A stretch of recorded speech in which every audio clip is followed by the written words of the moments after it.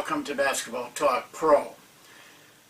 Today, the subject that we're going to cover, off-season for coaches, and then the remark self-training. I have to preface it by saying that this isn't for everybody, but it is for those coaches that are really serious about this profession and want to take it as far as it will give them.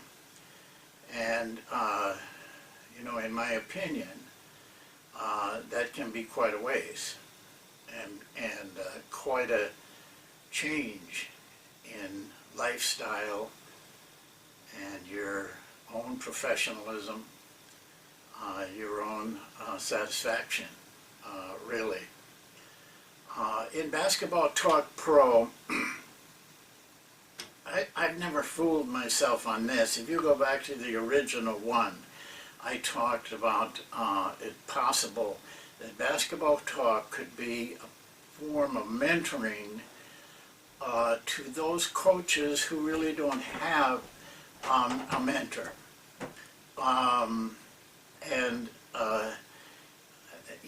But what we're doing here is, I tell you things, but it's kind of like watching a television program. It just kind of rolls over you. You just kind of sit back and just take in whatever is said. But my guess is that in most of those television programs, even if they did say something important, which is probably most time unlikely, you probably don't remember it the next day.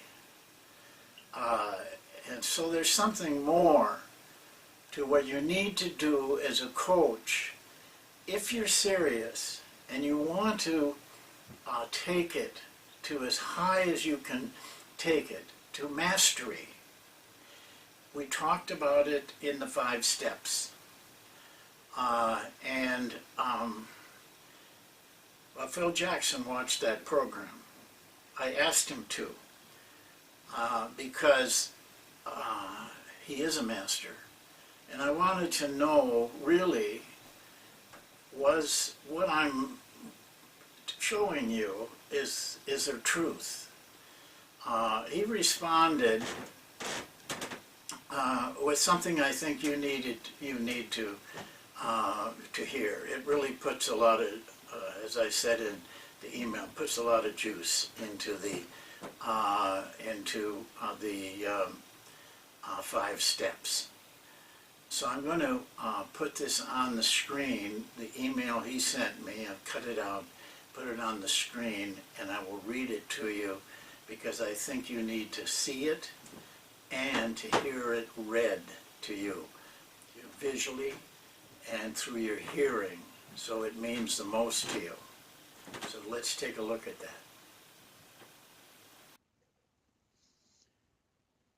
Well, I'd like to read the statement as you watch it, and I think it can be a very big area for you to sink your teeth into.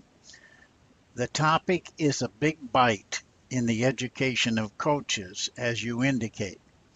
It does make the 5 steps point quite clear. My first reaction to watching the video was, did the Ron make the argument for competitive fire? I think it's in there, but all of the coaches in that Masters group, Wooden, Sloan, Winter, et al., are or were very competitive players and coaches. I think whatever makes a person love to compete is the fire that drives them to become the best they can be. In that regard, it isn't something that might be steps to becoming a master in every craft, but it is in our world of sports. Phil Jackson.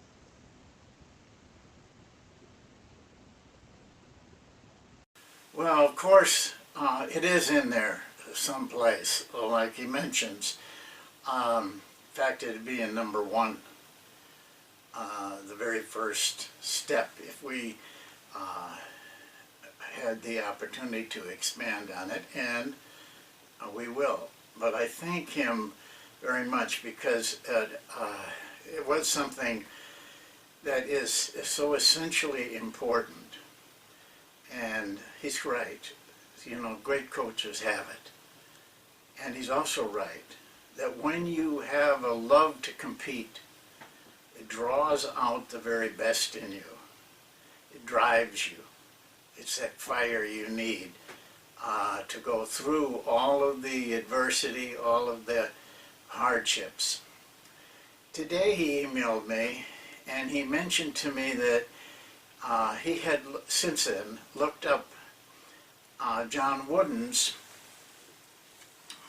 pyramid. Now, if you haven't ever read or heard John Wooden speak, you can't hear him speak or you can't read anything about him without hearing about the pyramid. The pyramid of success. He makes a pyramid out of very different traits, different things that people need in their quest for success. Well, Phil pointed out to me that competitiveness was at the very top of that pyramid. It wasn't on the bottom where you kind of have the foundation and then you build off that foundation. But competitiveness was at the very top of this pyramid. It was the last item towards success. I have this book. It's called Coach Wooden's Leadership Game Plan for Success. You can get his pyramid in almost any book about him, and there's tons of books about him. But this book in particular explains very clearly the each of those blocks of his pyramid, and you need to take a look at the pyramid.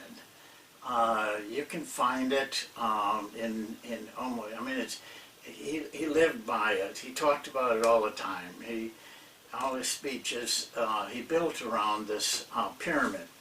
But what Phil pointed out is what the very top was what John Wooden calls competitive greatness. That's the last thing on his pyramid before success. And he defines it very clearly in one sentence.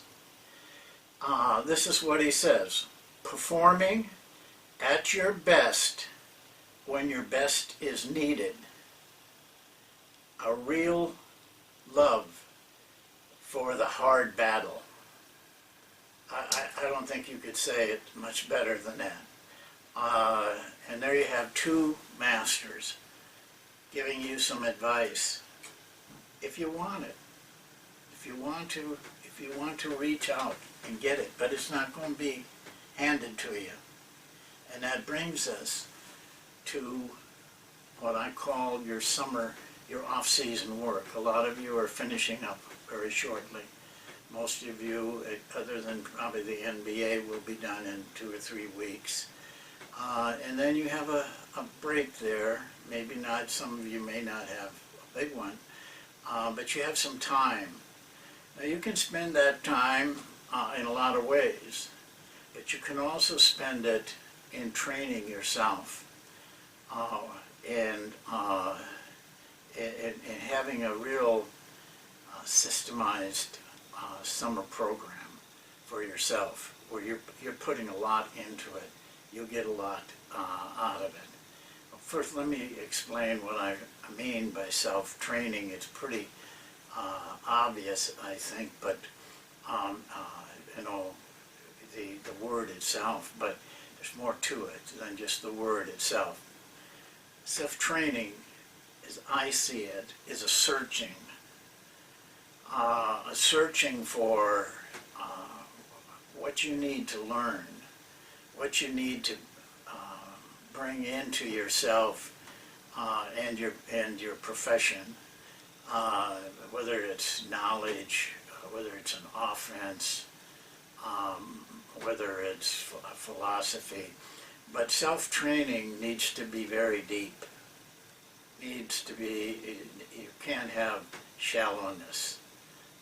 Or you're just not, you're going to stay the same as what you are. You got to get deeper than that. You know, in the 5 steps, I mentioned something called hidden secrets. That's what you're searching for. You're searching through books, through everything you can get your hands on, to listening, to talking to people, for those things that you can't find in the average basketball books, especially. You have to go beyond. You have to go beyond that. Most basketball books that I read are pretty shallow themselves. They really aren't. They're telling you pretty obvious things, but they're not getting as deep as I'm talking about. You're searching for those hidden secrets. Coach Jackson just gave you one, and if you study him, if you study Wooden, if you study Dean Smith, if you study Vince Lombardi, you're going to get others. These are really places that you can go to, but you need guidance.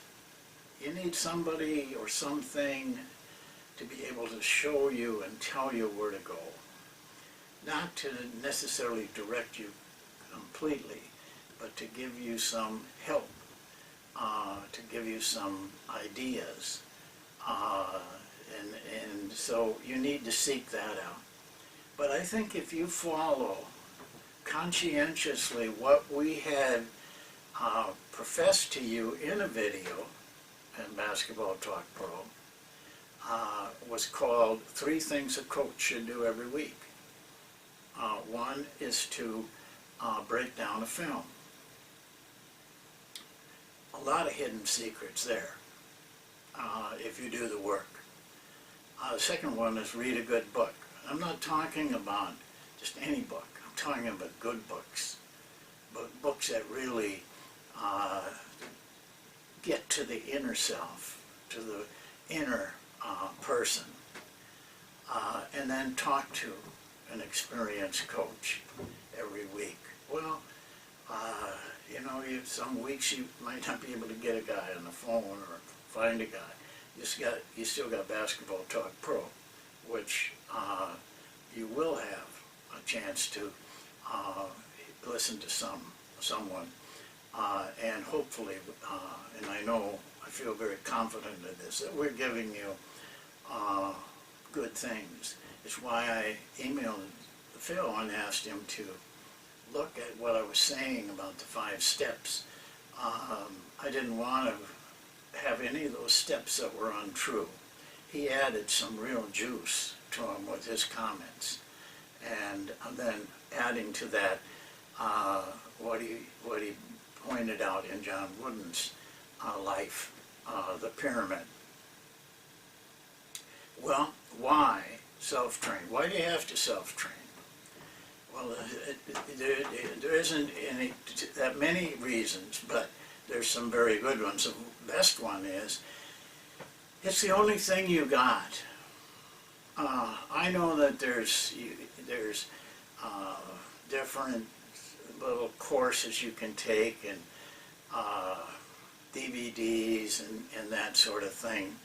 I think you're still dealing in those areas with the top of the pie. You're not getting into the pie, so the only thing you have really is your own impetus, your own drive, your own need to find out what this game is all about. And from my own experience, and I think Phil would agree with me completely, that you'll spend the next 25, 30 years still seeking and still searching. It's why when I offered the 165 videos, the first person signed up within 4 hours after it was on where he could see it, was a very successful college coach. The second one was another person that is a highly successful coach. Within 6 to 8 hours, they don't need, as I've said before, me, but they have such a drive, and so wants to reach such perfection that they seek out everything. The other reason that self-training is very important in my mind, it's the best type of learning possible. You're involved. You know, I give you this quotation all the time from Confucius. You know, tell me and I'll forget it. Show me and I'll remember a few things. Involve me and I'll understand. That's where you need to be. That's where the hidden secrets are. You need to get involved. And that's why I think self-training is so important. All of us had to do this because there isn't really any training place at this point. And so we did it really kind of like those three things. We did films, we read books, we talked to top people the best we could, tried to get you know, some mentoring from them. But I have thought about this a long time, and I've never dreamt that Basketball Talk Pro was your answer. It's just a place that helps you get some ideas, a little bit of guidance. You know, I point out good books, I think. I wouldn't point them out if I didn't think they were good books. We've had the benefit of interviews with guys like Phil Jackson,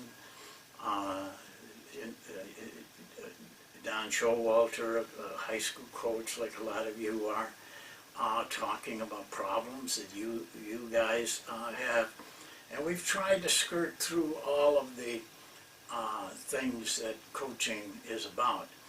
A lot of you don't care to listen to philosophy or personal development things, but you're missing the hidden secrets if you don't get involved in those. So we are doing some work trying to put something together that would help you in your self-training, and hopefully we will have something soon so that you can add it to your plans and maybe make it your complete plan. Well,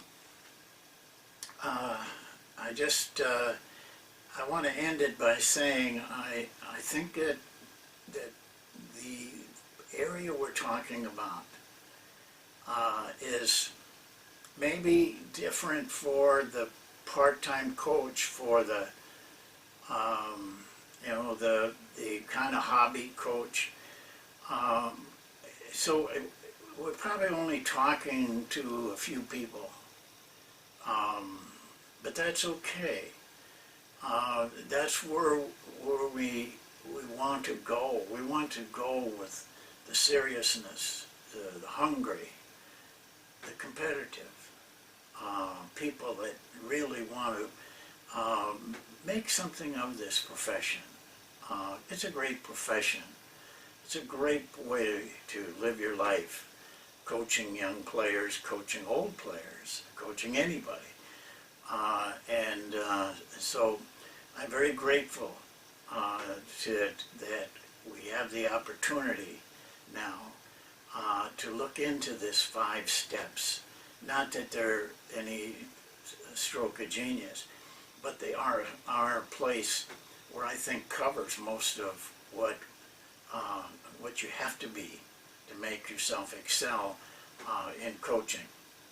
Well, keep your eyes open and your ears open over the next period of time, and we will be divulging a whole program for you to look into. That's it for today, and we'll see you next time, and thank you for watching.